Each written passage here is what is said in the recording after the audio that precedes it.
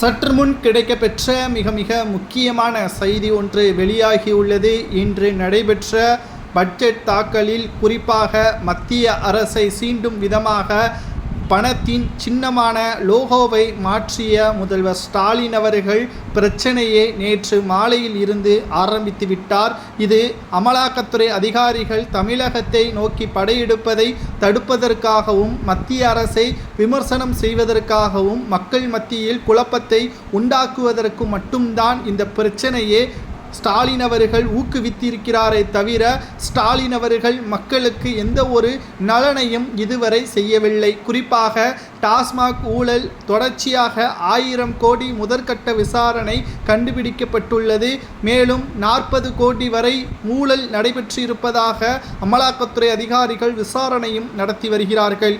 இது மக்கள் மத்தியில் கொந்தளிப்பை ஏற்படுத்திவிடக் கூடாது என்பதற்காக மட்டும்தான் தமிழக பட்ஜெட் தாக்கலில் பணத்தின் மதிப்பின் லோகோவை ரூ என்ற மாற்றத்தை கொண்டு வந்து இந்தியா முழுவதும் சர்ச்சையை ஏற்படுத்தியிருக்கிறார். இது முதல்வர் ஸ்டாலின் அவர்கள் பதவியேற்கும் பொழுது உறுதிமொழி எடுத்ததை மீறுவதாகவும் மத்திய நிதியமைச்சர் நிர்மலா சீதாராமன் தெரிவித்திருக்கிறார். சரி, தற்பொழுது நடத்தப்பட்ட பட்ஜெட் தாக்கலில் யாருக்கெல்லாம் எவ்வளவு கோடி ஒதுக்கீடு செய்யப்பட்டுள்ளது என்பதை சுருக்கமாக நாம் பார்க்கும் பொழுது பள்ளி கல்வித்துறைக்கு 46,767 கோடி முதலாவதாக ஒதுக்கீடு செய்யப்பட்டிருப்பதாகவும், நகர்ப்புற வளர்ச்சி 26,678 கோடி ஒதுக்கீடு செய்யப்பட்டிருப்பதாகவும், ஊரக உள்ளாட்சித்துறைக்கு 29,465 கோடி ஒதுக்கீடு செய்யப்பட்டிருப்பதாகவும், மின்சாரத்துறை அதாவது செந்தில் பாலாஜி, நமது 10 ரூபாய் பாலாஜி என்று அழைக்கப்படக்கூடிய செந்தில் பாலாஜி துறைக்கு 21,178 கோடி ரூபாய் ஒதுக்கீடு செய்யப்பட்டிருப்பதாகவும்,